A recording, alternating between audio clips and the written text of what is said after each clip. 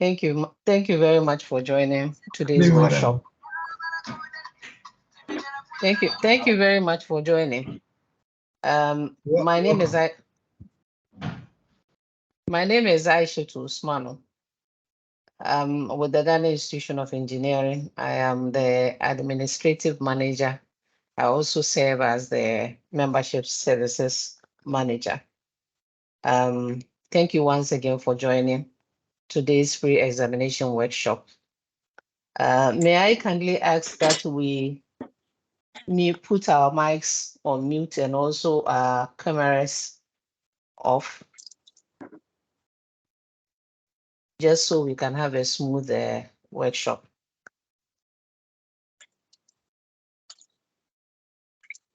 Thank you very much. So for today's pre-workshop, I'm sure most of us are aware of why we hold the workshop, but it's basically to prepare us for our engineering professional examination. So we've scheduled the November-December professional examination. So prior to the examination, we hold a pre-workshop just to take participants or applicants through the processes, how they can apply through to the examination period. So basically that's it about this workshop. So to do the presentation is Engineer Dr. Patrick Amwa Bequin. Engineer Bequin is a civil engineer by profession. He's also a fellow of the institution. He serves on the council of GHIE and he represents the engineering, professional engineers, sorry. He's also the chairman of membership committee. So with that much I would like to call on the chairman or the presenter for this evening's pre-examination workshop to commence the presentation. Engineer Doctor, the audience is yours. Thank you very much, and good evening to you all. Thank you, Madam Aisha. And once again, you are welcome to this all-important workshop, which forms parts of what I call the examination processes of the institution. And first of all, I'm very grateful and thankful to each and every one of you for making time of your busy schedule to listen to this presentation, and also for your interest in joining our noble institution. This is our institution, it's for all of us, and to become a full member is also very important and noble. So I will go ahead and I hope my screen can be seen. This is just my email and contact. Give the outline of the presentation. What I intend to do is to look at the objectives of the workshop, which I think Madam Aisha has rightly said. Then we go to the general information about, I'll give some general information about our institution. Some of you may be aware of them, but just for those who are very new or do not know much, I'll try and highlight a few important aspects. And how do you become a full member, or the membership route, as you may want to put it. Then we'll go to the application process and the examination, and then we'll talk about results and then induction. So by and large, I hope within the next 40 minutes, that's what we're going to talk about. And just to put things right, after the presentation, we can have question and answer time. So, but there is the chat box. I will advise that if you have any question, you can put it on the chat box, but we will also give the opportunity to people who want to ask questions verbally to raise their hand. And this can be at the end of the presentation. So in the interim, do well to mute your mic when you join, or if you're certainly if you're already online. So the objective of the workshop, mainly, as Madam Aisha said, is to prepare us for examination and also to educate each and every one of us on the examination processes. So some general information, we are an institution guided by some constitution, a constitution and bylaws.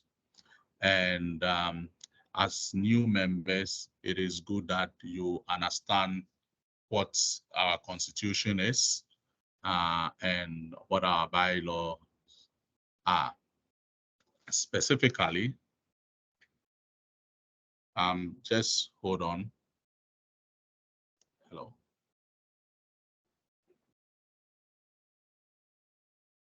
Oh, okay, I've been informed by the membership chair that we are having challenges with the presentation. My slides are not moving. Aisha, can you help me? Is it moving now? No, it's not. Oh, okay. All right. So let me switch.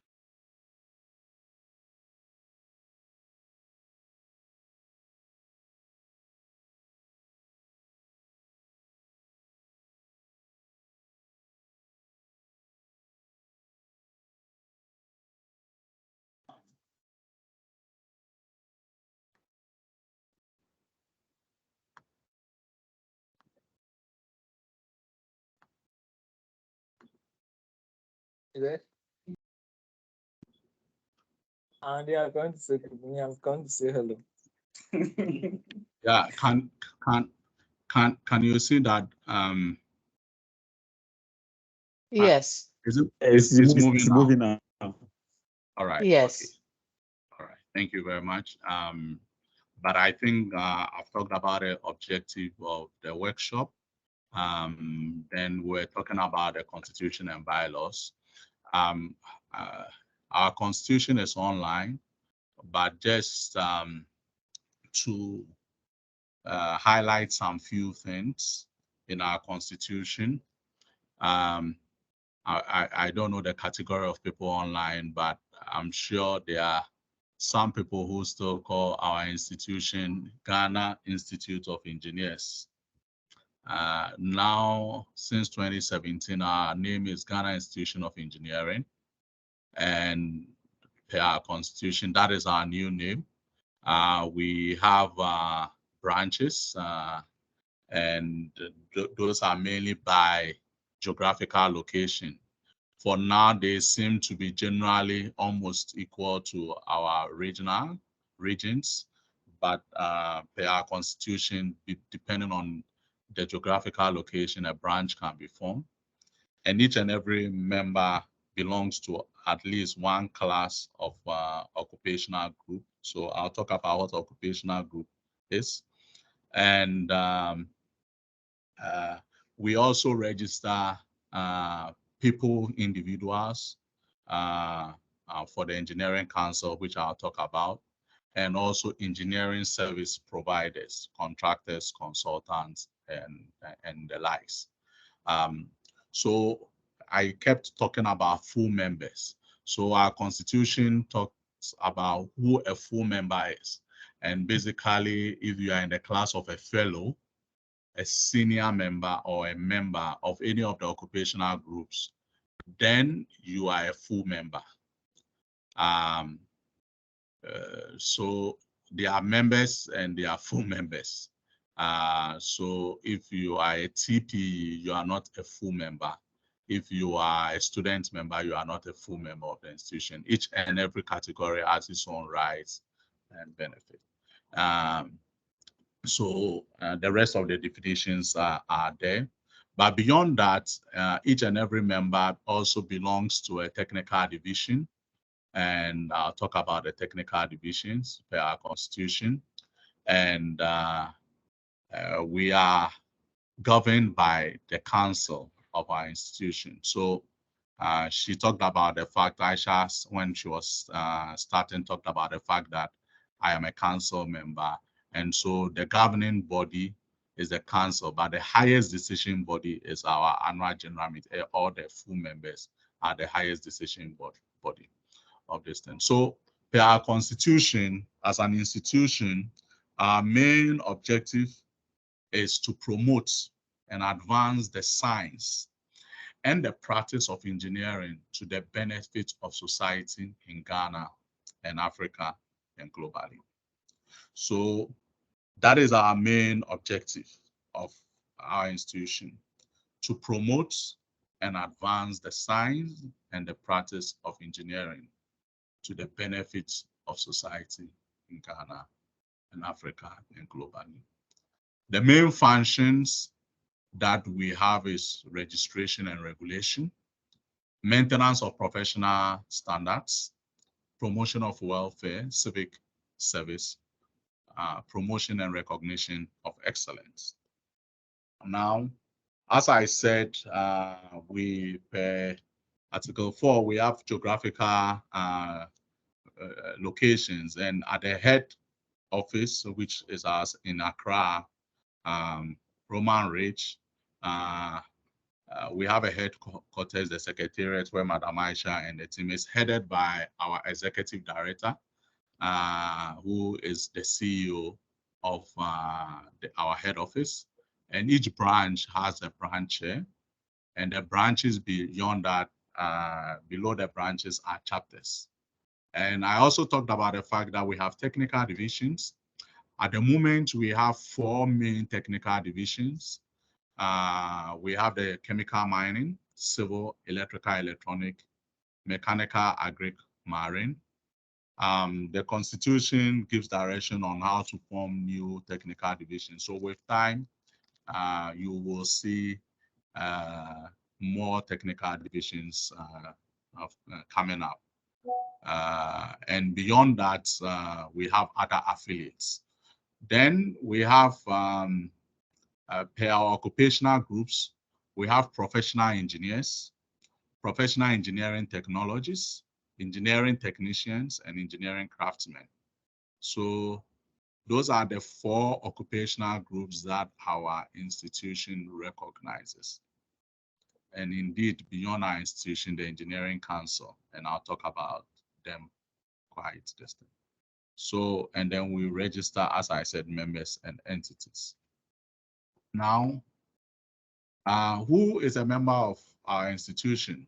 I think I explained that any engineering practitioner, trainee engineering student, practitioner, students, temporal members, registered with any occupational group, any of the 4 occupational groups, is considered as a member.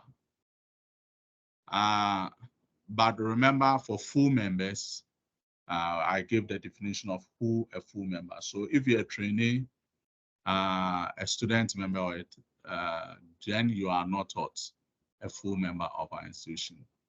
Generally, each occupational group has senior members, trainee, and students. And in addition to that, the professional engineers occupational group have what we call fellows.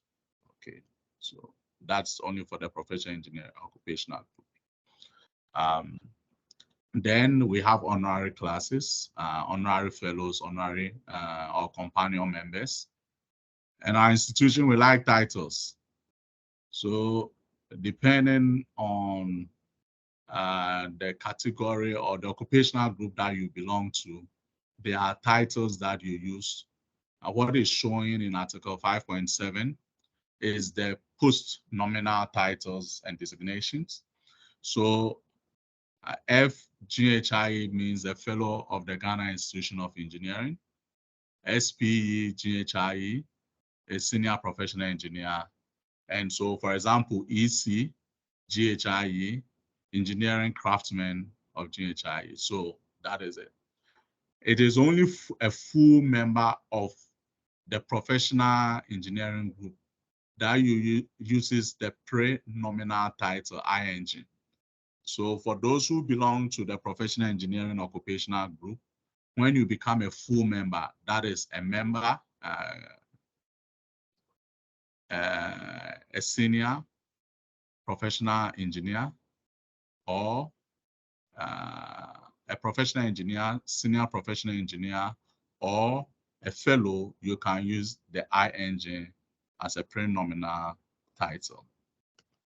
So just to give you an idea of the composition of the council, so who are the members of our council? That's the governing body of our institution. We have the president, we have the immediate past president, that's the latest or and available, the president-elect, the vice president, one executive representative of each occupational group, 3 national councillors of each occupational group, chairpersons of technical divisions, 4 representatives of registered entities, past president, IS official members, and a representative of an affiliated engineering group can be co-opted. And the executive director, who is the head of the secretariat, as I talked about, they are members of our governing council. The picture you see here is our current president, and he's in the person of Engineer Kwabena Jimabimpong. He is our current president. Other key members of our council are shown in the list. I will not, the slides will be given to you, so I'll not go through the entire list, but let me be quick to add the technical divisions. So depending on where you are, civil is Engineer Michael Yao Obin Kunedu, electrical engineer Ebenezer Ato Roberts, mechanical engineer Darlington Hable, and chemical is engineer Professor Nanayao Esiedu. So at least within your technical division, you should know the person who represents you, and the names of the branches are given. So you can also note that some of the branches are beyond just one region. So for example, in the northern sector or northern regions, northern Savannah, upper northeast, upper east, upper west, engineer Shakud Idrisu, Abdul Shakud Idrisu is the branch chair for that enclave. So I represent, I'm the executive representative for professional engineers, and I double as the membership chair. And just let me add that we have the technicians represented. The executive is Engineer Philip, Mr. Philip Aheto, and the craftsman, Mr. Richard Adakwa. The Constitution and bylaws also talk about the executive committee, which we normally call the ESCO members.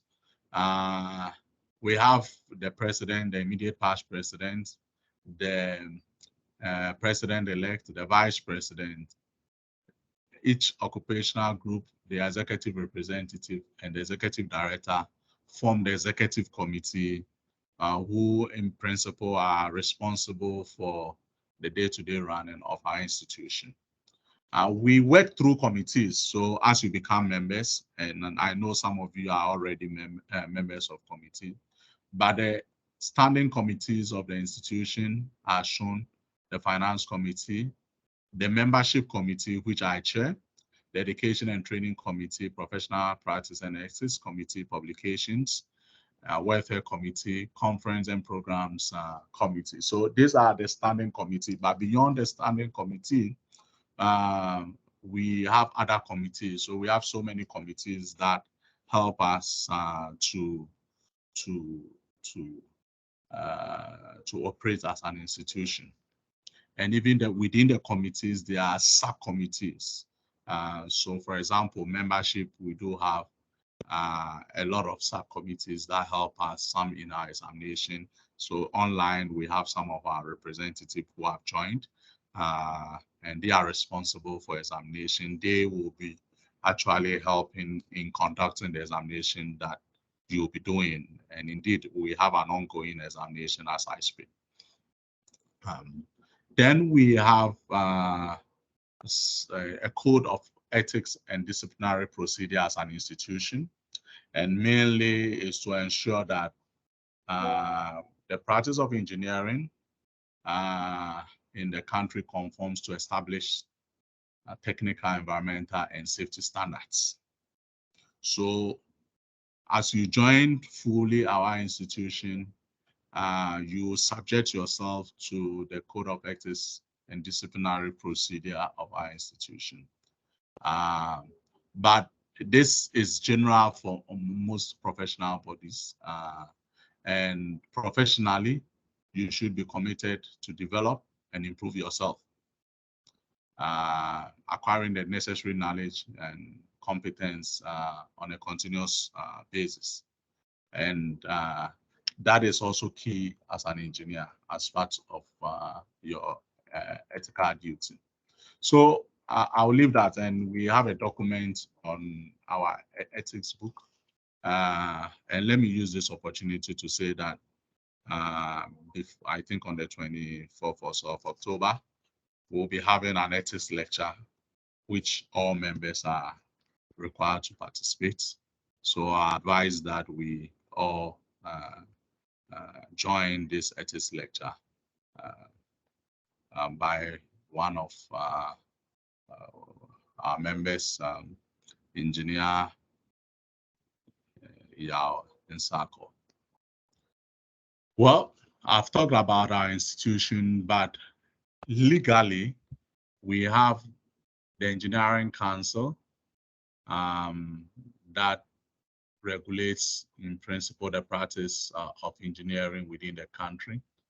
And it was established under Act 819, an Act of Parliament, which came into effect on the 31st of May 2011.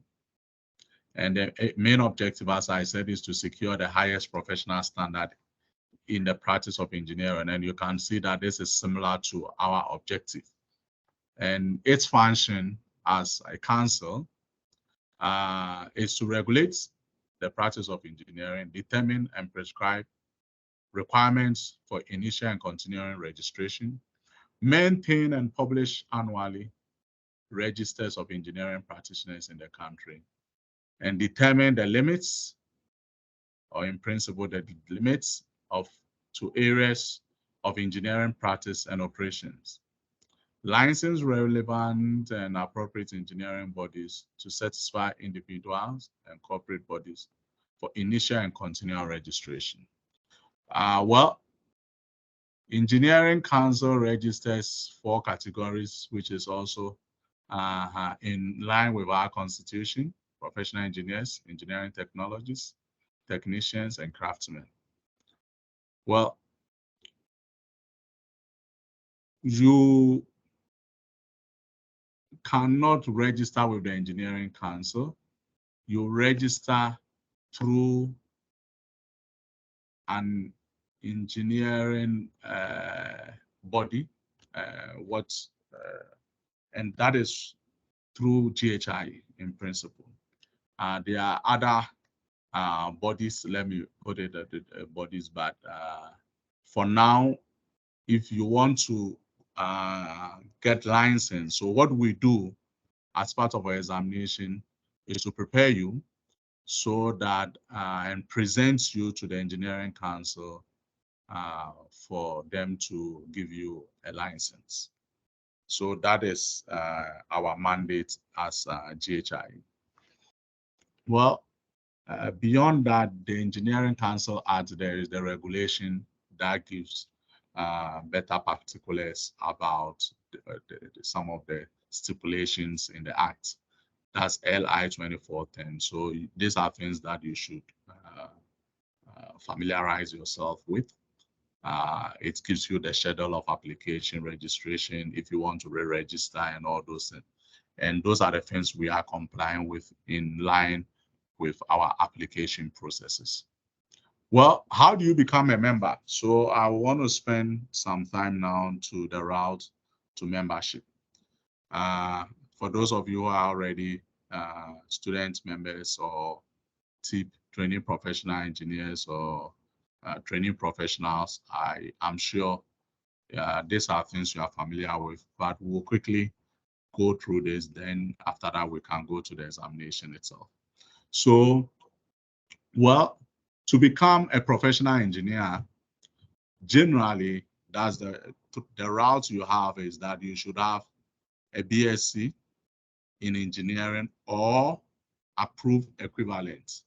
So if you have a BTech, it is known as an approved equivalent.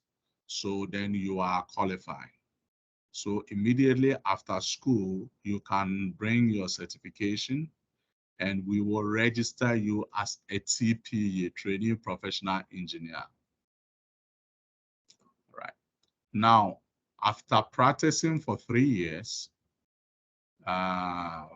basically 2 years of practical training and 1 year in position of responsibility, you can now present yourself for the professional examination.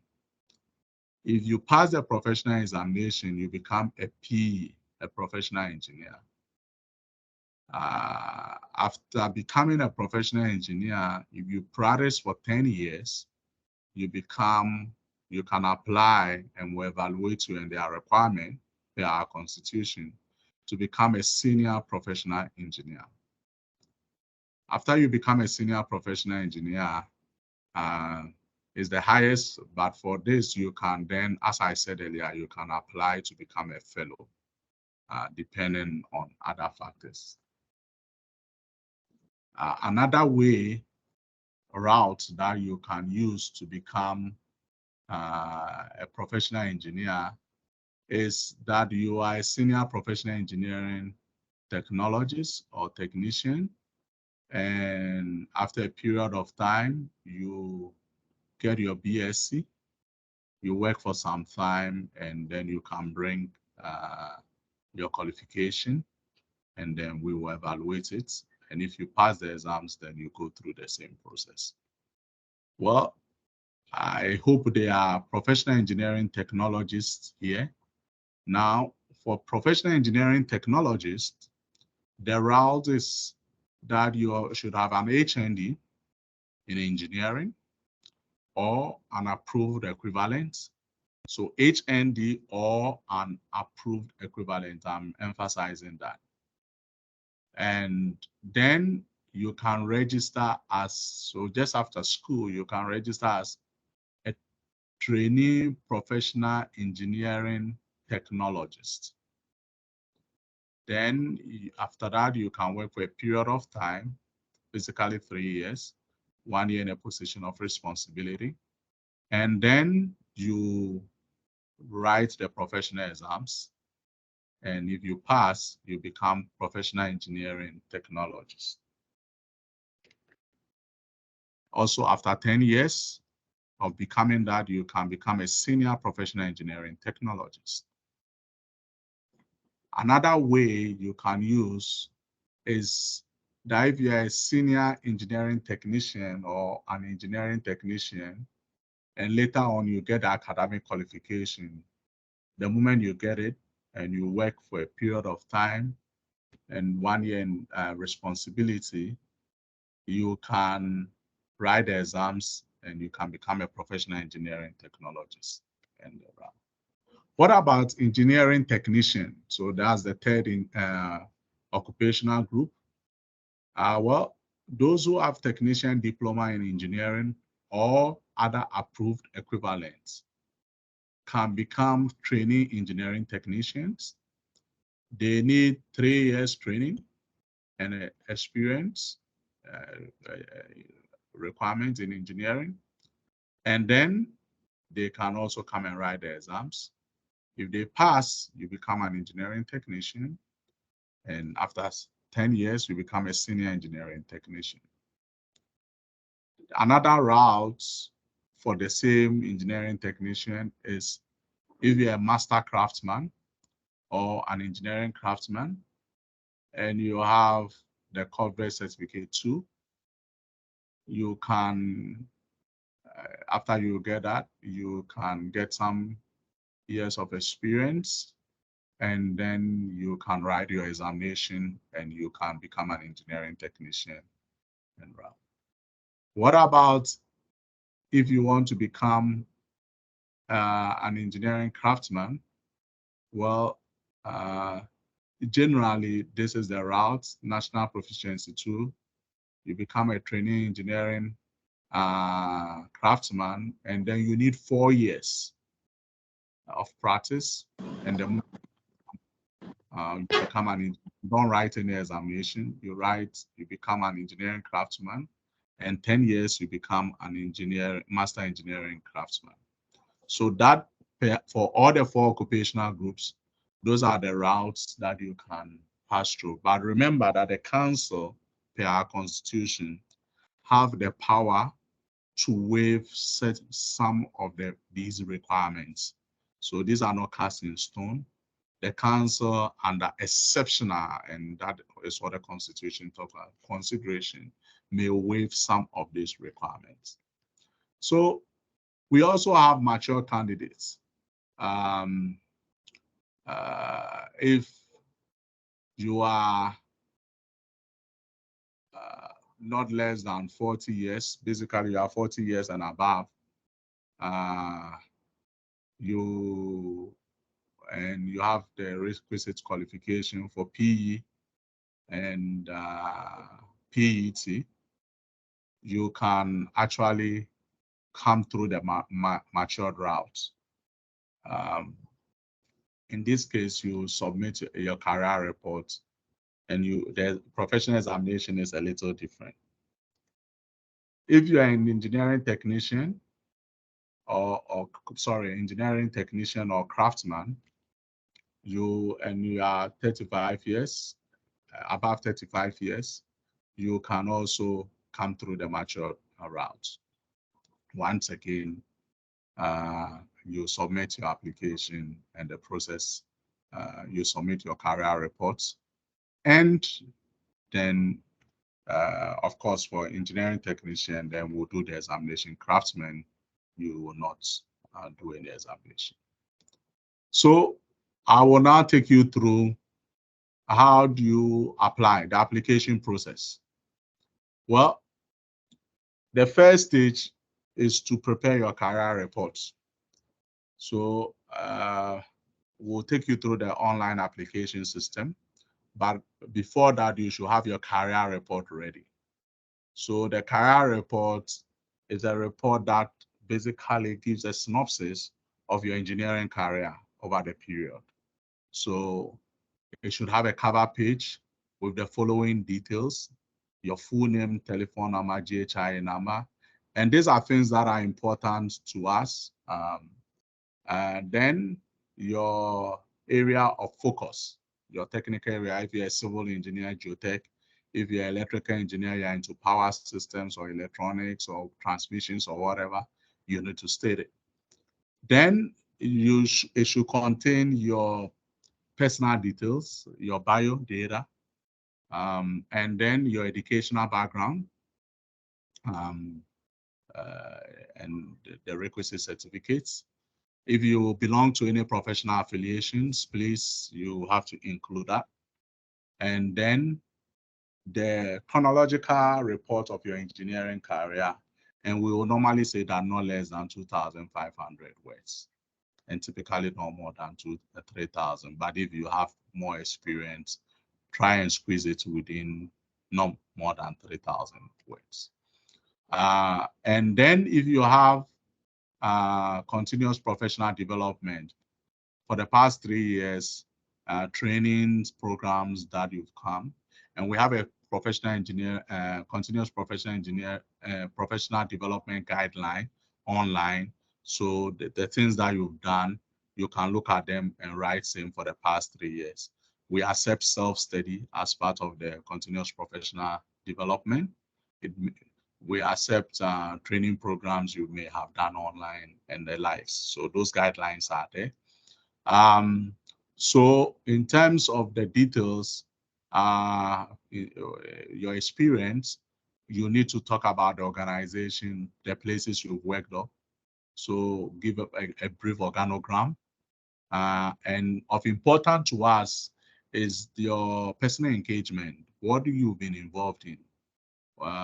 Yes, this is what the organization is involved in. Yes, they are in power supply, but maybe you were into maybe either the transformers, and those were the things that you did. So within the transmission systems, you were always focusing on transformers, ensuring that the flux is within the limits and the like. So just state the things that you have been involved in and the things that whether it is publication, research, report, patent, all the things that you've done are supposed to be included. And other things that you should give us an extent with which you understand certain design principles, construction, installation, codes, manuals, application of health, safety, and environment, and code of ethics. And some, you should also include your challenges and lessons learned from each and every experience that you've gained. Well, at the moment, the whole application system is online. And at the end of the presentation, I'll give you the link. And I'm just going to explain some few the processes that you will typically go through. This was developed by one of our revered engineers, engineers and the team. They belong to the Process and Plant Automation Limited, and they developed this system for our secretariat, or of course for our institution. But basically, it's able to help us to go through the online first application system. It has an online payment system, and we also able to get good feedback, and this is quite an improvement, very good correspondence system. And the developers are, as we speak, they are even online. We have one of the key developers with us, Engineer Sicho. Maybe later on, if there are questions in relation to it, we can ask him. Well, generally, before you fill in the online requirement system, you should have this information with you, at least your bio data. You should understand your occupational group, because it will ask you which occupational group. Of course, your educational distance, you should have a profile, a photo of yours, your school certificates, because you have to scan them in PDF and include them in the online application system, which I will briefly go through with you. And basically, the things that you have placed in your career report should be available before you fill the online system. So let me go through, for those of you who for the very first time are applying. So I'm going to look at those who are going to become training professional engineers. So you are new to the institution. This is the very first time. When you go to the system, it will ask, you have the option, you're applying. What do you want to apply for? This is because you do not have a GHIA number. So you apply through the TPE, Training Professional Engineer application. And this is how it looks like. You once again enter your personal data, your email, your phone number, and the likes. Then your of course your date of birth, business, your address system. Then the next thing that you have is your academic qualifications, the schools you attended, the program, and the year of completion will be included. And you can add your photographs and the certificates that you have acquired over the period, and you can attach them. Good. So when you do that, you will it will be processed and you will be notified if after the application and necessary payment that has been done for you to make the necessary payment, then we'll give you a GHIE number. Now, it is those who have GHIE number, that's the trainee professional engineers, who can now apply for the examination. So just let's get that right. So sometimes people come to me, oh, we do not have GHI number. Of course, this is the second time we are using it. We just started using this system, but this is the second time we are using. So to be able to use to apply for the examination, you should at least have a GHI number. And in principles, you should be a trainee. So you enter your GHI, you'll be given a token, and then you select your examination. Through the token will come through text message, and then you will get you select your examination, and the process then goes on.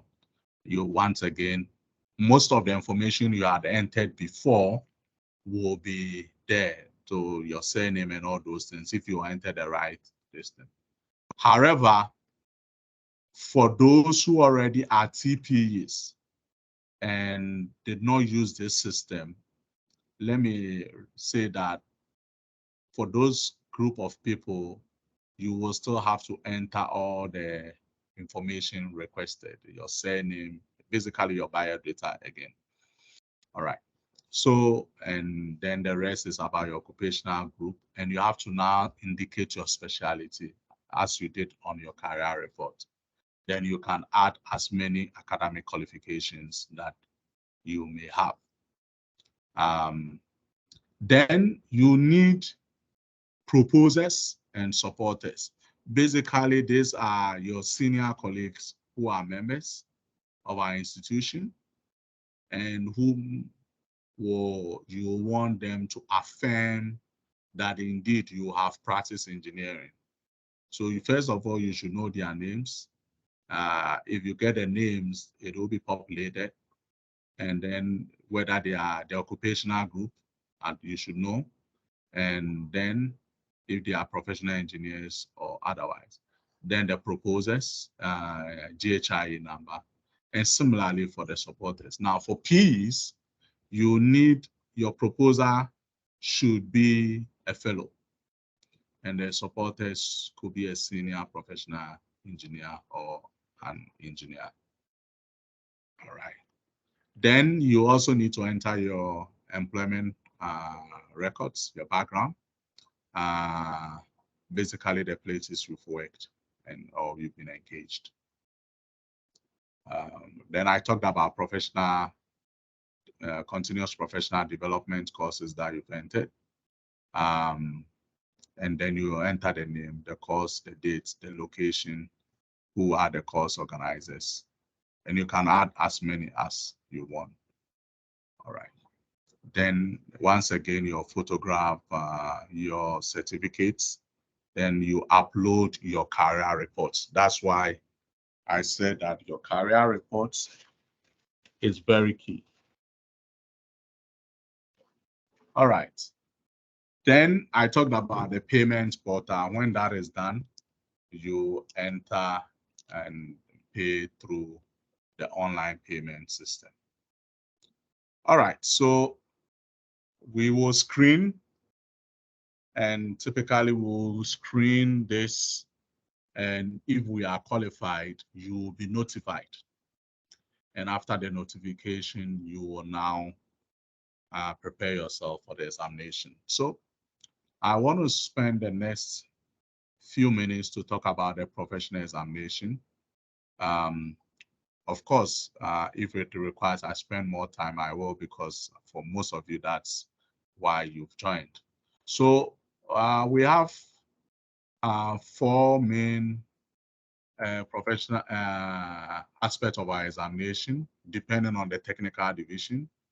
We have the civil engineering professional examination, we call the CEPI.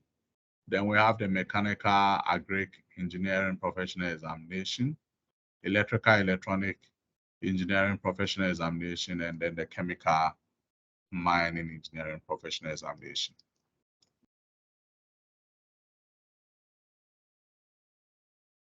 Now, basically, the examination is made up of 3 components. I jumped the previous slides because well, now we are going to have continuous examination. Let me put it that way. This with the new system, this is the way we are going. So we have the technical review, which forms 40%. We have the general interview, which forms 30%, and the essay, or what we normally call the written, which forms 30%. Basically, to pass, you need to obtain 50% or more. However,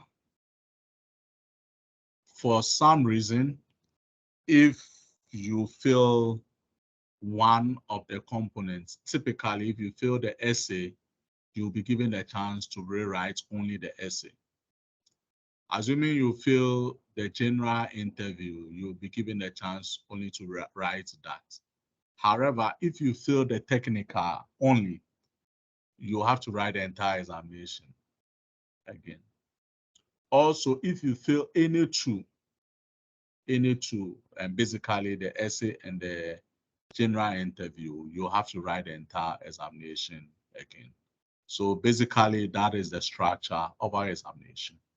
So let me spend some time to look at, so when we say technical review, what is the technical review about? And so the technical review is, and I'm putting emphasis on it, it's a 10-minute PowerPoint presentation.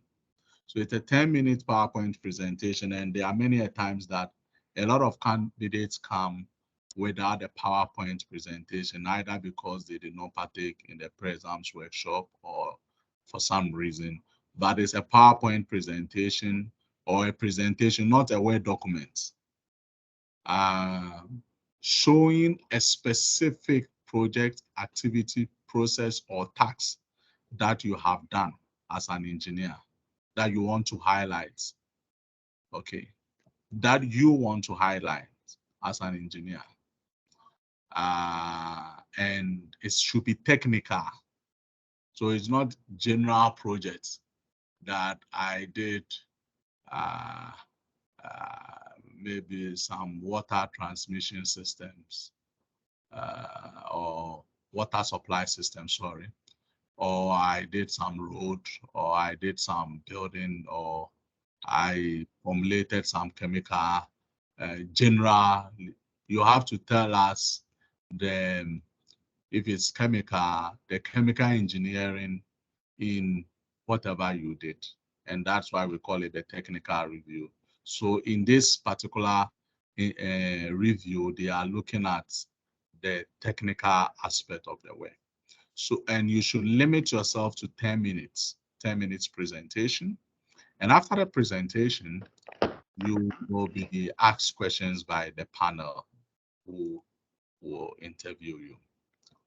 Well, then there is the general interview.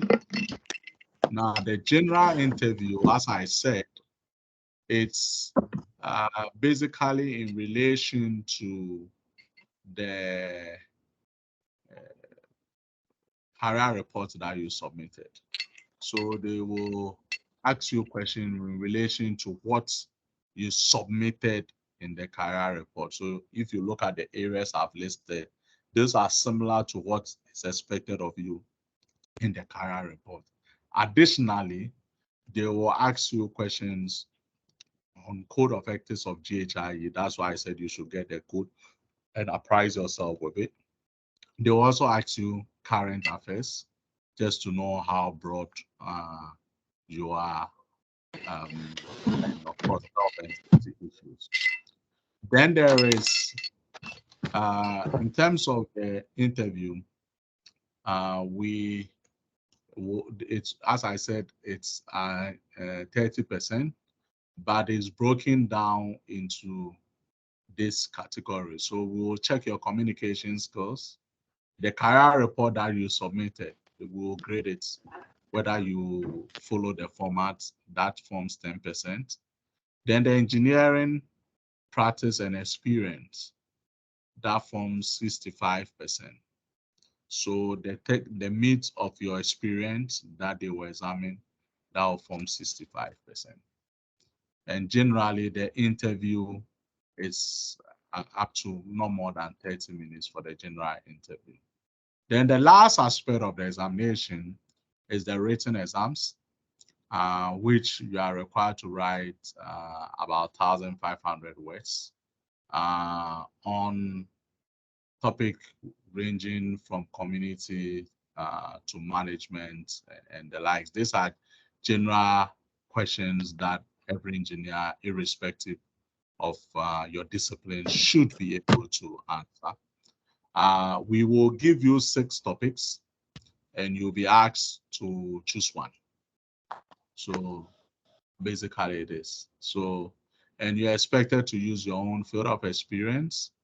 You should show your ability to write clearly and concise English. You should show some deep understanding of the role of engineering society and value and understanding of certain basic management principles. So generally, remember, it's out of 30, but we grade them based on the presentation and language is 30%, and the subject treatment is 70% for the written exams. And the breakdown is shown below. Well, so I decided to show some examples of the written exams, and this will be made available to you. But these are normally topical issues, general issues that happen, that is happening at the time. And so you just need to be open-minded and be able to write on any topic that comes. So an example is, for example, I'll just randomly choose one. The second one, write a paper to argue for or against the involvement of engineers in the realization of the government's flagship program of one district, one factory, one village, one dam policy. So the focus here is an argumentative essay against government, the involvement of engineers in government policy. Let me select another one. Lack of good maintenance culture and practices have been blamed for the rapid deterioration of the nation's assets. Discuss ways to address this deficiency. Okay. Prescribe, the last one, prescribe solutions for addressing the deficits of electrical energy in Ghana, considering alternate sources of power production. All right, so let me choose others. I mean, maybe one or two then. Discuss the role of Environmental Protection Agency, Minerals Commission, engineers, chiefs. I mean, basically, these are policy actors in fighting against illegal mining operations in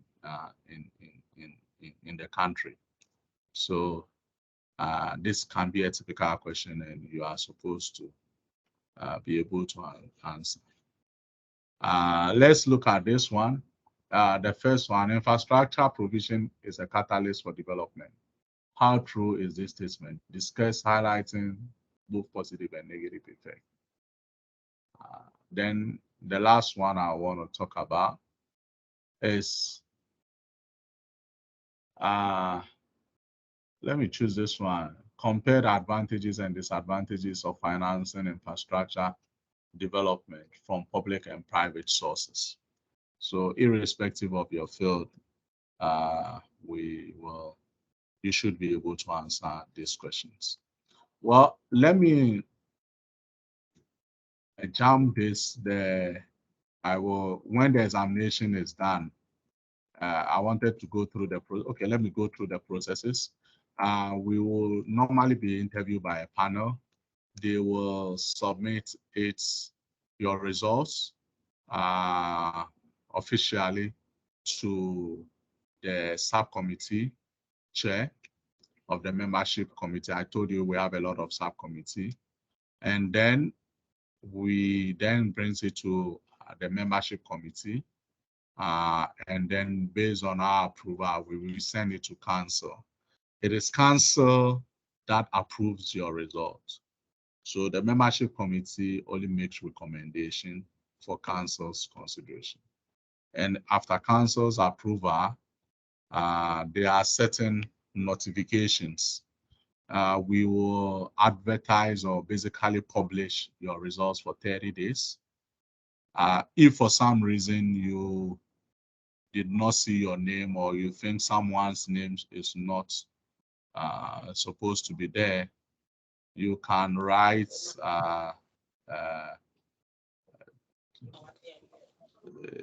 and seek clarification.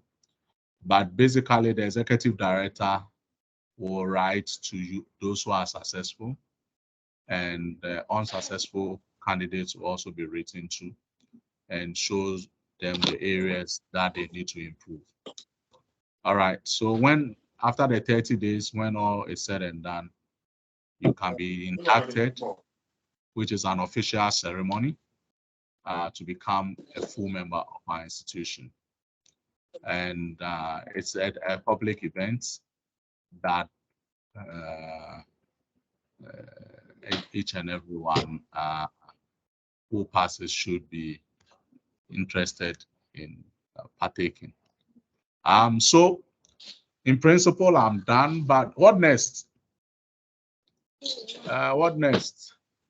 Well, for those of you who have not applied, please kindly apply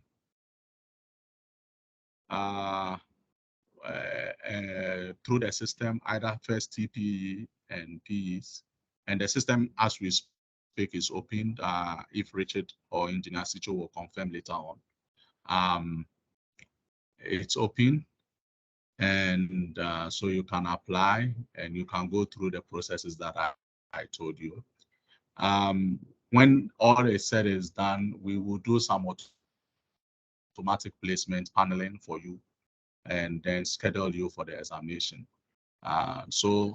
And the examination has improved, especially the written examination. So you cannot, you cannot do, be using, going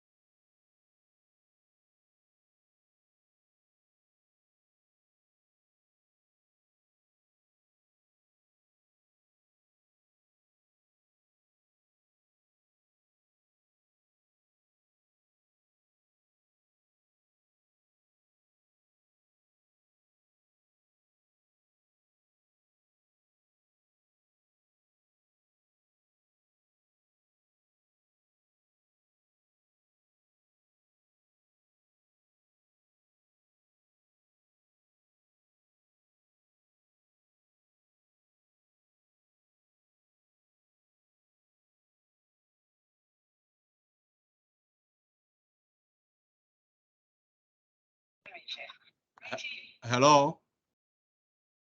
Hello? Can hear you, For Engineer Hello. Chair. We can hear you. Yes. We can hear you. Yes. Someone muted me. Loud and clear. All right, okay. Perhaps the main point I was trying to make is that we are still improving upon the system to ensure that the system can even do some form of self using the AI technology. Of course, it requires stable internet. We've done that, and you cannot also go out of the system the moment you log in to be going to copy things from outside and all those things. Those have been checked, and that is not a problem. There are support system available. So if you have a problem, Engineer Sicho, Richard is there, and the secretariat is there, Madam Aisha and the team to help you. And of course, I'm there, so don't be worried. On that note, I want to thank you and ask if there are any questions. I can see some questions online already. I'll try and address them. But if you want a hand up, you raise your hand, and later on, I'll call those who have raised their hands. Thank you very much. So let me rather start with the chat room.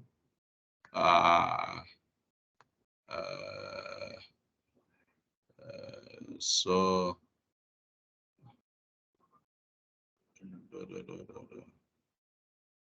is the division Osborne Ado is asking, is the division based on your program of study or your current profession?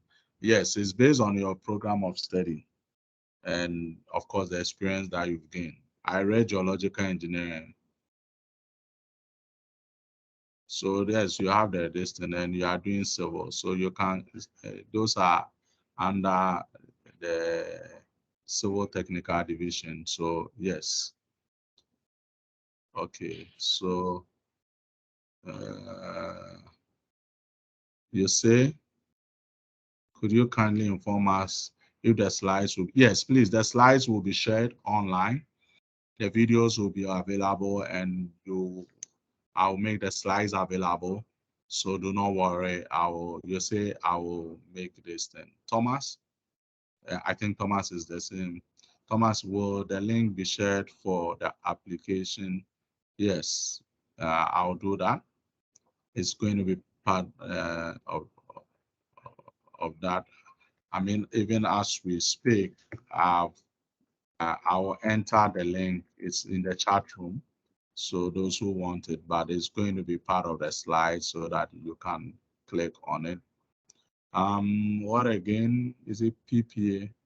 Per your presentation, it means that one can apply at any time during the year after preparation and submission. Yes, yes. Could you please go over the requirements for the technical review? Yeah, so the basically, as I said, Brian, the technical review, it's a specific topic or area, what some will say more of the elevator speech. So 10 minutes, you are telling us maybe, I'm not an electrical engineer, but maybe you did some rewinding of transformer that was so unique, but that you feel that you want to share technically how you went around it. So you present that. It's a technical presentation. I don't know if Brian have answered you, but the presentation is there. If not, you can still bring further questions. I'll do my best. Frederick Akoto, he says, I received notification about this thing. I want to write it. What should I do? So I think Frederick have been able to answer you. Notification about the renewal of TV. So you're a TPE, so you can apply for the exams. Okay, Evans, I've answered your question. I've even provided a link. I've registered and that is Felix. I have registered and have a GHI. Do I become a professional and when? Yes, so Felix, that's exactly what. Engineer Atipo, okay. Then Brian, what is the duration of the written exams? So yes, so generally it's 3 hours. But it actually used to be 2 hours, but because the typing, people are not used to typing, we send it to 3 hours, but with time we may have amended. So depending on the exams, we'll amend it. So what I'll do is prepare for 2 hours, but it's 3 hours, just by the way. Then I am a network engineer. That's Cooper. I'm a network engineer by profession. Which category do I fall in? So network engineer, I'm sure it's electrical, electronic, technical division. Because when I was registering to write the exams in August, I was asked to choose electrical and electrical. How will my oral exams be? It's based on the network engineering. Will you ask me a question in my field? Yes, it will be based on the network engineering. Then I'll take the last 3, then I'll pause for those who want to speak. Believe, please, if you are already a TP with GHI, do you still need to register? Yes, so that's the second stage. So you go online and you register for the exams. Asari, please I'm sure, may I know whether these exams will take place on the same day? Okay, so typically the written exams is taken first, and then the oral and the technical is done on the same day, same time. Then maybe the last one, then I pause here. Engineer Patrick, kindly share with us. Okay, I will do that. Emmanuel. So let's go online. Let me see the order. I will call on George Zelevo. You have the floor. If I've already answered your question, then you can lower your hand. But George, you have the floor.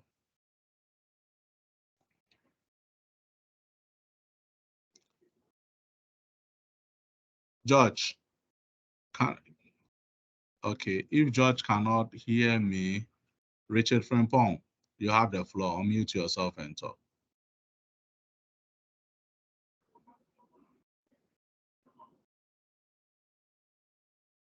Richard Frimpong.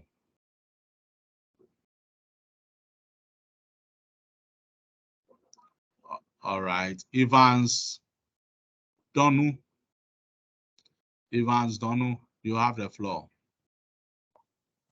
Okay, thank you, Doc. Yeah, Doc, please, I want to know. I'm a mechanical engineer in the field now, 10 years experience in the field. But I passed through the technical university systems first before doing my top up, and then continue to do my postgraduate. And I and my colleagues were 3 in number. We've applied for the professional examination, but my colleagues were denied. They were ready to write the exam in October, but they were denying examination with the explanation that they did not qualify because their degree was obtained less than 2 years. So they cannot partake in examination. So I want to find out if it's solely based on the qualification, the academic qualifications, or experience as well. All right. Next question, Evans Duncan. Good evening, sir. Yeah. Just now that I joined, I closed from work and I joined late. I registered for last 2 months corporate exam that they written, but due to the technical challenge of the IT, I couldn't make it. And on the day that we are about to write the exams, I was in the offshore doing some work. So I'm asking, do I use the same registration PIN to register, or they will reactivate it again for me? Thank you. All right, let me take the last one. Just reapply for this examination, okay? Just reapply for this examination, okay? So reapply what process? I will have to go to the same position. I have my my number, the GIH number. The GHIE number. No, yeah, And I have so- it. So go through that. Okay. All right. Okay, thank I you. think- Engineer Patrick, this is George. Please hold on.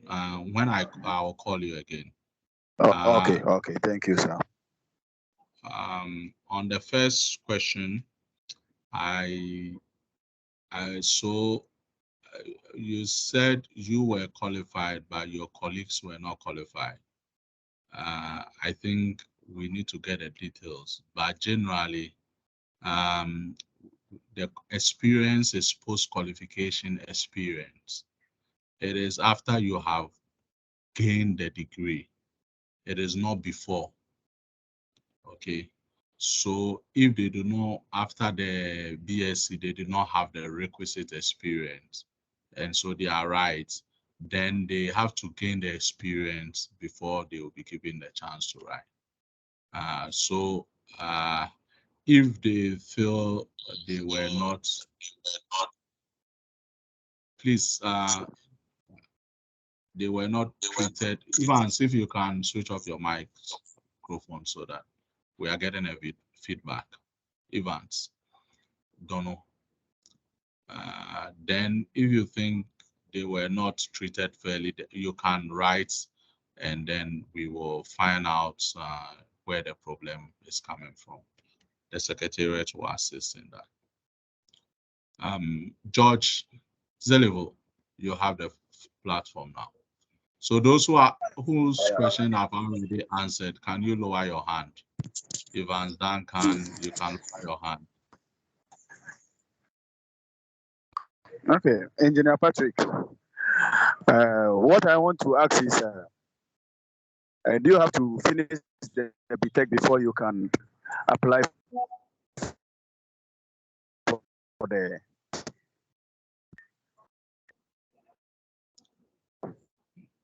Do you have to finish the BTech before you can apply for what?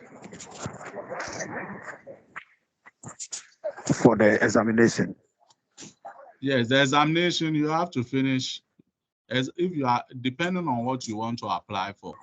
But the examination, we need your qualifications. I hope you get me. Yeah. Yes, sir. You can apply Yes, to sir. become a student member. You can apply, if you're a student, you can apply to become a student member. But Okay, if because you we have are. not finished, if you have an HND and you've worked, Yes. you can apply Okay. for the trainee,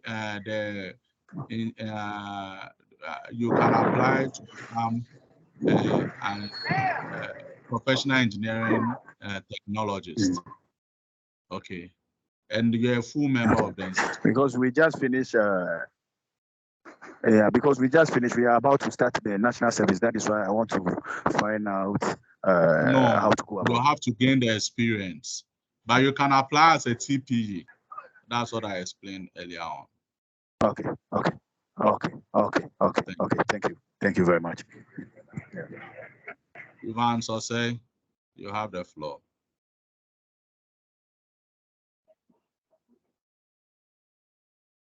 Please, can you hear me out? Yeah, Ivan Doc, Sose? it seems, yes. Okay. I just clicked on the online registration form and I realized it's been closed. Is there a way that will be aware when it's going to be opened? Thank you.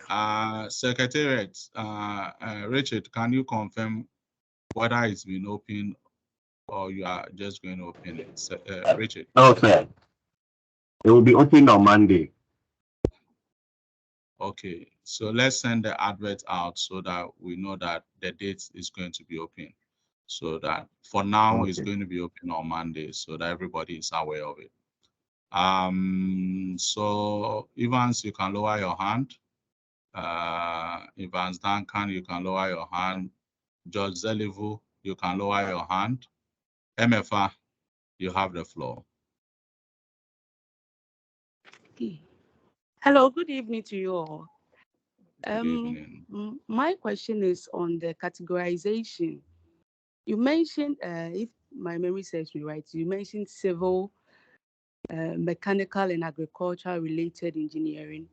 You mentioned electrical and electronics, and one other one. So I would like to find out, what of those with telecommunication engineering background, do they fall under the electrical and electronics? And how is that modeled? Thank Okay. you. All right. Isaka Halidu.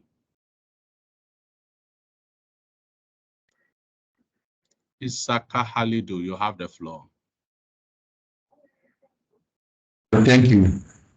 Thank you very much. Please, I want to apply for the TPE. Is it possible to apply online, or should I print the forms online instead? Isaka, Hello. you didn't listen to everything that I said.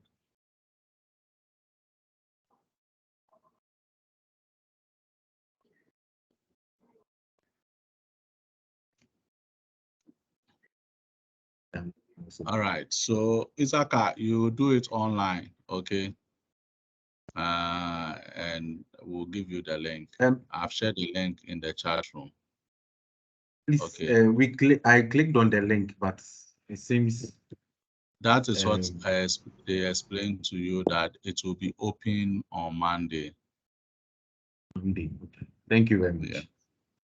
Yeah. Okay.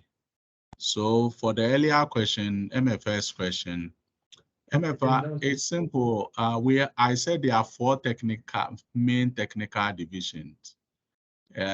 So depending on your qualification, you'll be put under them. So if you are telecommunication, you'll be put under electrical electronics. So don't worry.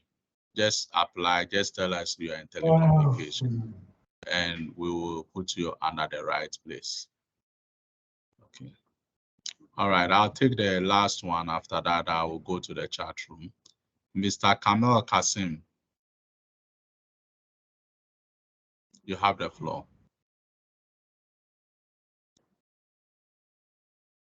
Evans Duncan, can you lower your hand? Kamel. Yeah, so I can lower it. I've tried, but you can just escape my person. Thank you. Escape. Charlie. Kamel. Hello. Yeah, Kamel, you can.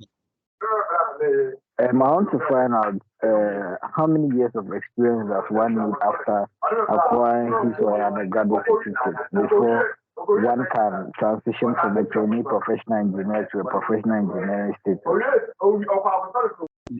You need a minimum of 3 years post-qualification experience. 3 years of a minimum of 3 years. 3 years, that is with national service included or without national service? If your national service involved, you did, it's not just years of working. We are talking about years of engineering experience. So if your national service, you did it in an engineering field, it is part of your engineering experience. It's not the work, but the experience in engineering. Isaac Ma, you have the floor.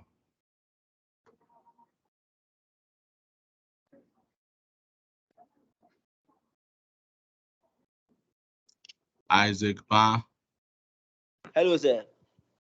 Yeah. Good evening. Good Please, evening. I want to get some clarity. I had my HND in 2011, and I've been working since. But I also gained my BSc in 2019. So now I want to find out which one can I apply for. I'm now coming to apply. I'm a fresher. Should I apply for the TPE, sir? Isaac. Sir. You see, either you just joined. So what to apply for, I cannot determine for you. You should check your qualifications and your experience and compare it with what I have explained in the presentation. then you will now make a decision that I want this, because we cannot be prescriptive. I hope you understand me. Okay, sir. All right. So just take your time, go back to the presentation, which will be made available. Okay, sir. And if you do your comparison based on your certification, then you will be able to determine that I want this or I don't want that. Thank you. Thank you very much, sir. Yeah. Raymond Atipo, you have the floor.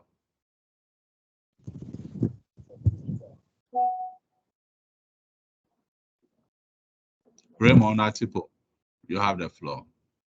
Good evening, sir. Good evening. I'm Raymond, Engineer Raymond Atipo. Please, You said? Yes, sir. Can you hear me, sir? I can hear you now.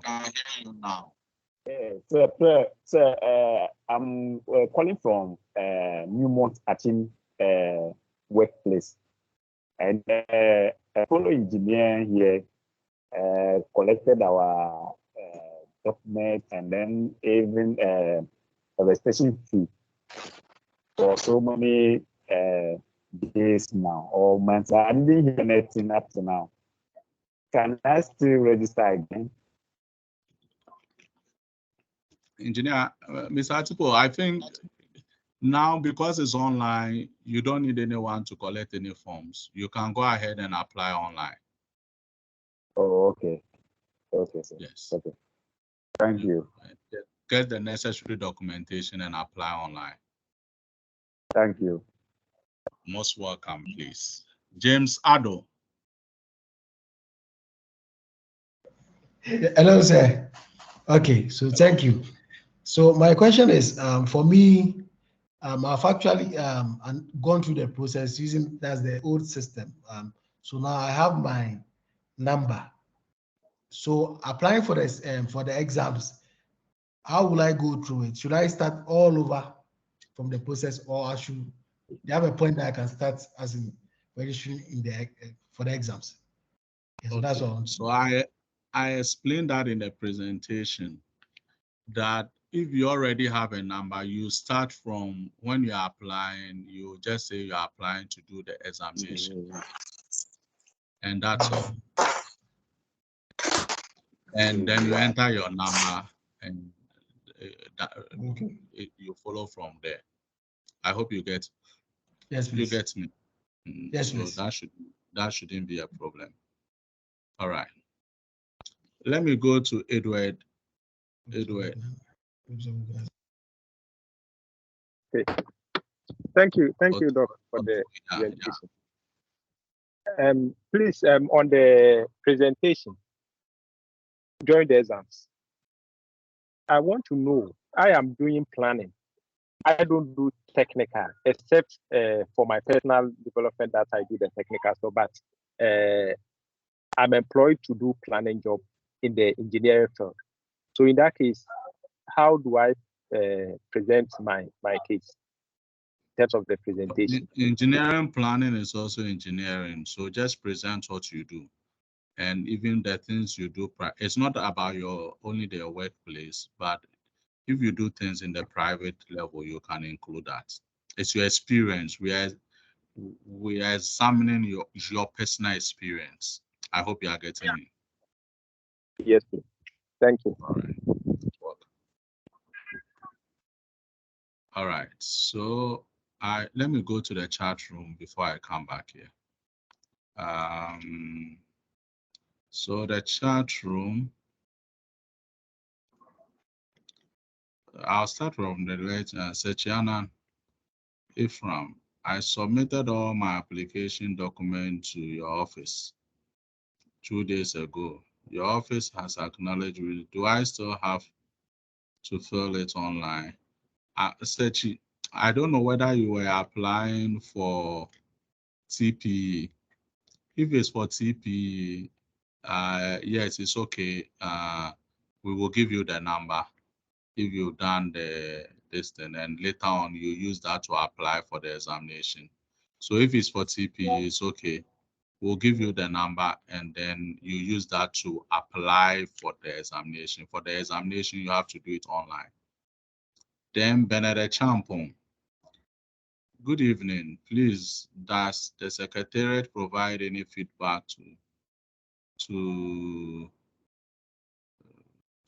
applicants who register for the exams, whether they qualify or to write? Sorry.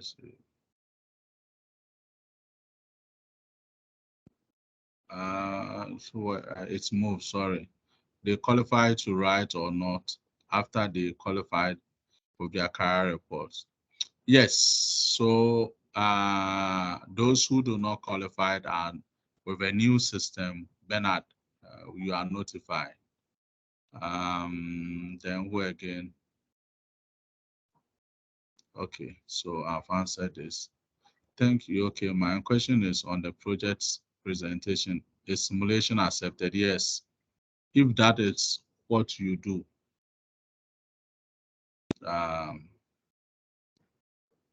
Thomas.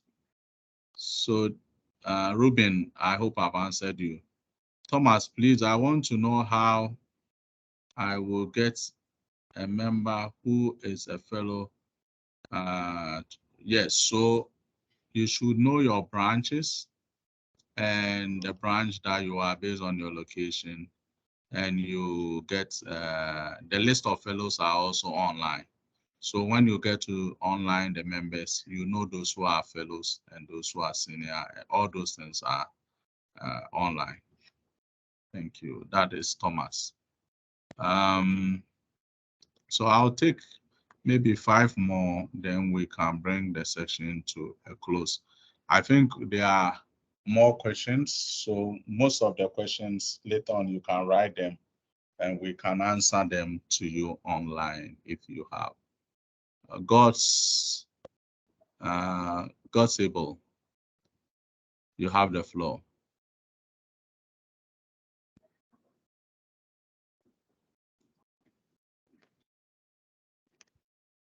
Joseph, you have the floor. Hello, good evening. Good evening. I wanted to ask, are people outside Ghana eligible to take the exam? Exactly, yes. And okay, so the whole exam can be organized for them or through the online system without them being present. Yes, but the written exams, we will have to proctor it. So you give us an examination center in the country of your residence, and we'll send the questions to them, and they will send it back to us. Apart from that, the rest of them can be done online.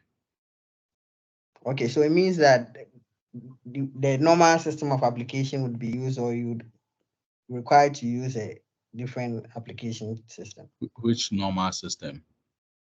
The Like the online regular, system. regular online Yes, you system. have to do. Yes, you have to do the regular online system, and later on send us an email to notify us.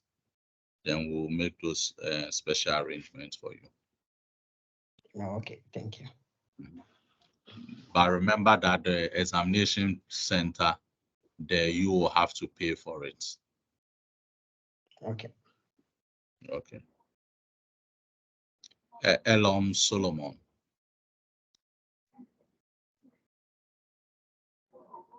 Yeah, so good evening, engineer. My question is, what if you're on the field already and you went back to after acquiring your HND?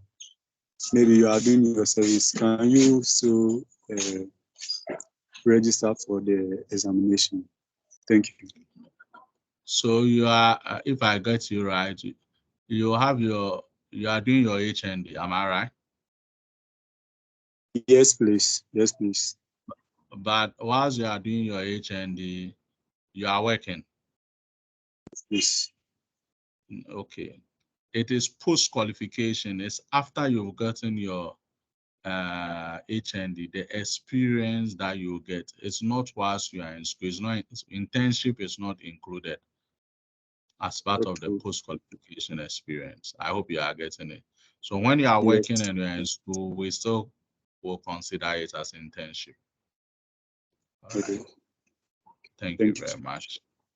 Okay. All right, I'll pick the last two, Edmond, and then after that, Samuel, then we go. Good evening, engineer. Good evening. Yes, please. I'm already TPE, and in August, I tried registering for the exams. I have HND in electrical and electronics, and I have engineering physics, first degree, and I've practiced since 2005. Okay. But I had a response from the portal that my application was not successful because I should have applied with the HND and I misconstrued the engineering physics as engineering, electrical engineering. But I applied with both certificates and I've practiced since 2005 and I'm 42 years. So I contacted the secretariat, but I did not get any response until recently. I called back and one Richard told me I should apply again and the portal will be opening this October. But I don't know what has changed. So if I should apply again, what difference is it going to make? Because I don't know why it was rejected in the first place. All right. Because from your presentation, you made All mention right. of even. I think I know your issue. I think it's come to my attention. All that I can say is that I think it was an issue about the accreditation of the engineering physics, but I think eventually that was resolved. And so that's why he asked you to redo that. Okay. So this time when I apply, I think it will be processed for me to take part in the exams. Precisely. Okay. Precisely. Okay. Sorry for that. Thank you. All right. Thank you. Thank you. Samuel Mensah.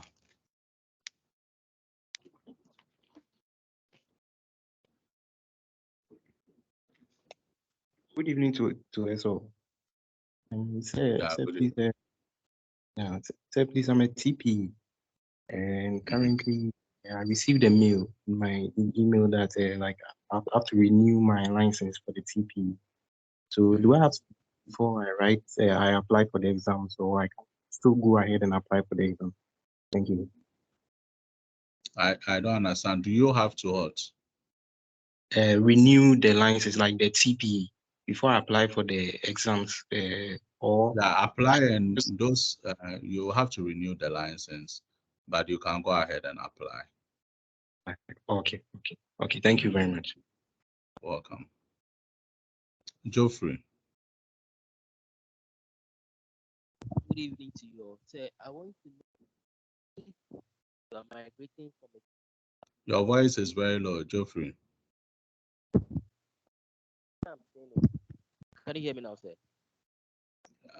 Okay, you are straining my ear. Well, good evening, sir. Can you hear me? I can hear you now. Okay, what I'm saying is, if you are migrating from a TPE to a PE, please, the examination, if does it come at a cost? And if it comes at a cost, please, what's the price? And then, if one is unable to go through with the examination the requirements one is supposed to meet, if one is unable to go through with the requirements, can the person apply again for the examination, and would it come at a cost, or the old fee that is paid still stands? Thank you. Okay, the membership manager will answer issues about cost when she's closing. Okay. Thank you. Enoch Ajete, you are the last person. Yeah, hello, engineer. Please, I want to ask that these examinations, some of us have been working for long and we want to come on board and take it. What does it seems to achieve? What do you, GHI, want to achieve with us coming on board to be certified as engineers whilst we're already working in the field? And some of us, we look like we are okay, but we still want to be part of the board. We want to be certified from you so that we carry that this thing on our shoulder. So what does HIE seems to want to achieve with us coming on board? Well, we are not seeming to achieve anything. The first thing I'll say is that the laws of the country require you that if you practice as an engineer, or as a professional engineer, you should be registered by the laws of Ghana. And by these same laws and the Engineering Council Act and the regulation thereof, if you are practicing in engineering and you have not been registered, then you are actually contravening the laws of the country. You are breaching the laws of the country.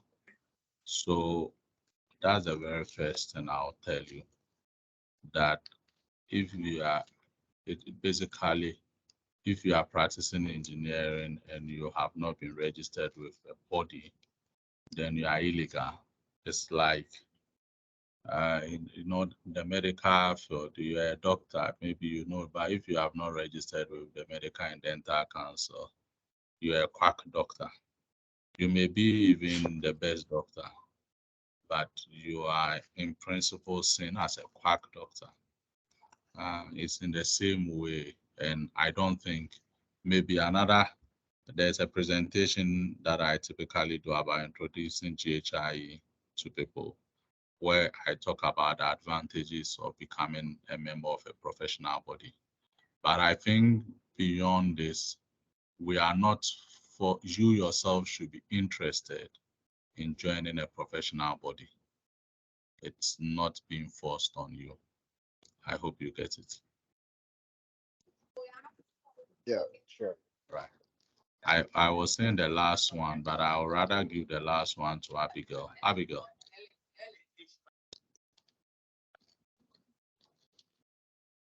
Abigail. Hello, good evening, engineer. Yeah, good evening. Please, I had a challenge with my registration during the August period. I registered manually and I have my TPE number, but upon doing the online application, it told me that my number was not in the system. I wanted to know how I can go about rectifying that so that I can write this exam. Okay, so yeah, sorry for that. So yes, so actually, when you are having that challenge, for now, Richard will address that, but you can send an email to the secretariat. They will activate you in the system, in the new system, because we are migrating from the manual to the online. Those who are already TPEs, sometimes there's a little bit of challenge. Richard will address that going forward. Thank you, Abigail. Thank you very much. I think, Thank you. yes, thank you. On that score, Madam Aisha, I will request that the rest of the questions are written, and maybe I'll later address them. And on that note, I want to thank each and every one of you. Madam Aisha, you can take over from now. Thank you very much, Engineer Che. And on behalf of the participants and the Secretariat as well, I wish to thank you for making time for this presentation and also for your continuous support. It has been very insightful, and I'm sure your presentation was very well received by the audience. And to the audience, thank you as well for availing yourselves and for your continuous support.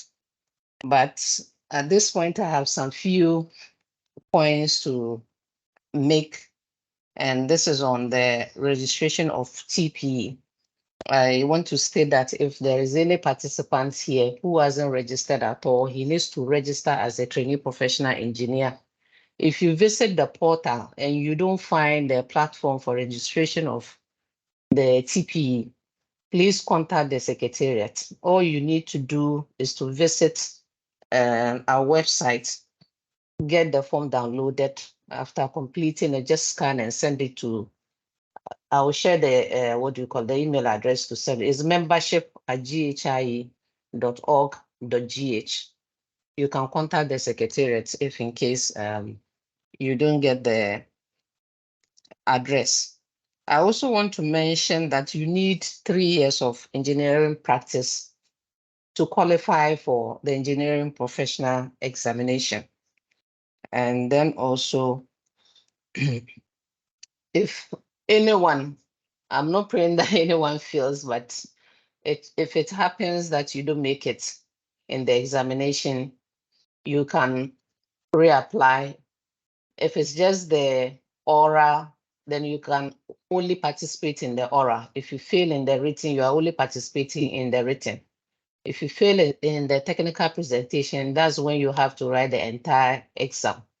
But you will not be charged any registration fee for receipt. That's what I want to point out.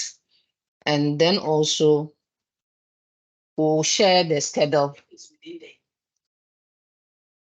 Okay, so the payment, so the receipts, the payment, I'm told that is if you are receipting just within the year, then you are not charged any fee.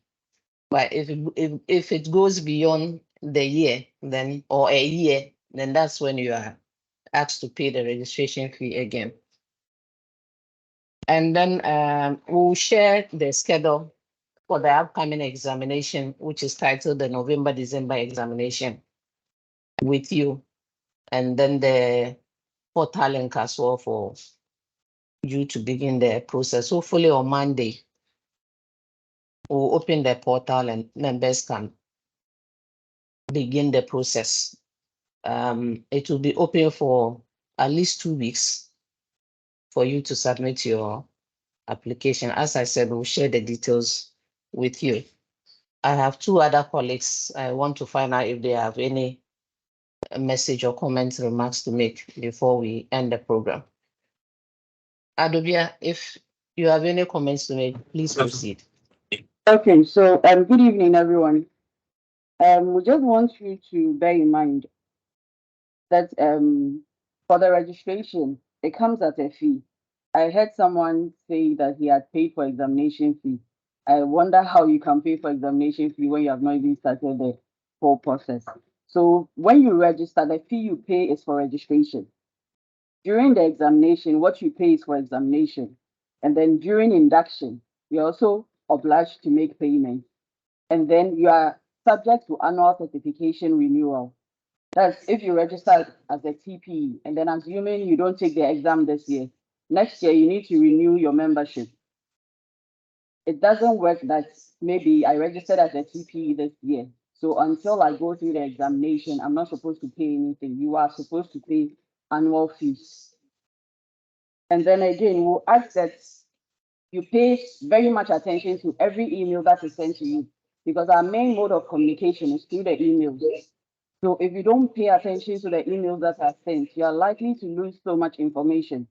So advise that you all pay attention to every detail that is sent to you. And then for the EPE registration, assuming you are not registered now, and for some reason you're unable to register for this examination, when you come in from November till next year, it is 860 cedis. 860. Yes. So we need them to bear that in mind. I think basically that's it. Thank you. Thank you very much, Adobia. Richard, do you have any comments to make before we end the session?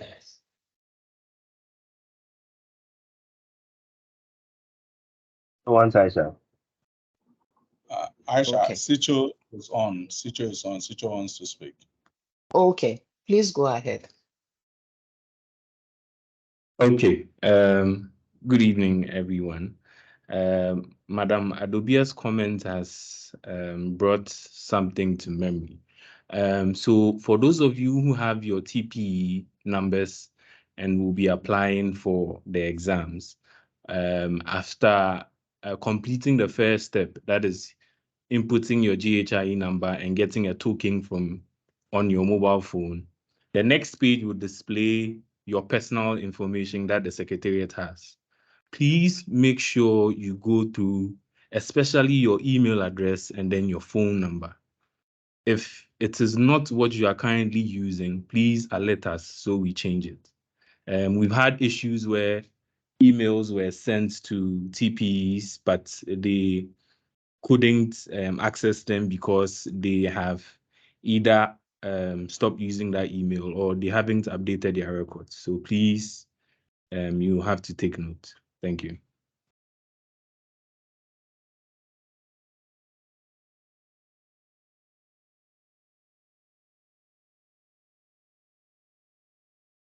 Thank you very much, Citro. Adobia, yes, please go ahead. Okay, so we just want to notify them that in the event where you apply for an examination and for one or two reasons you can't continue, but you have made payments, they would need to understand that we can't refund the money. So they should ensure that before they start the examination process, they are available to go through the whole process to the end. Thank you. Thank you, Adobia. And on this note, we bring the workshop to a Madam Aisha, close. please, Yes. the examination fee, still nobody has mentioned it. Sorry, please come again. The examination fee, nobody has Oh, mentioned okay. it. The examination fee is 800 Ghana, 800 Ghana cedis. That's the cost for the examination. Are we okay? Yes, please. But, Thank you. Hello. But yes, sir. in the mail, the amount is 600 there, or there's a change. The 800 in the mail is actually 600. I don't know whether. Which mail, please? I received a mail that's says.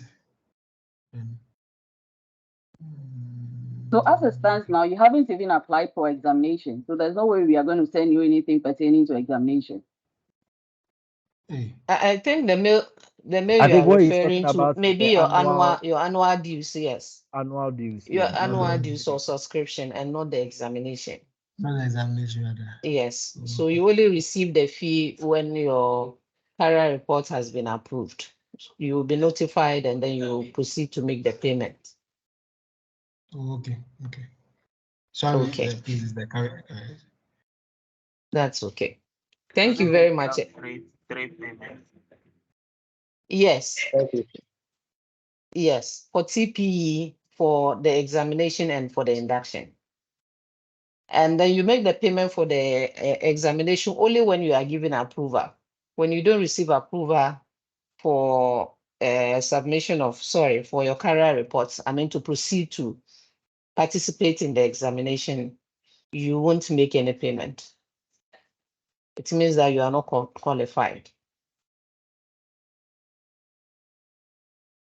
Okay, I guess we will end it here. And then I wish everybody a good evening. Thank you very much for your participation. Have a good night. Thanks. Good night. Thank you too. Good night. Thank you too. Thank you. Thanks. Good night. Thank Thanks. Thank you.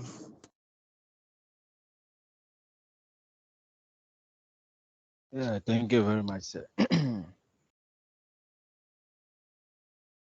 Thank you, team.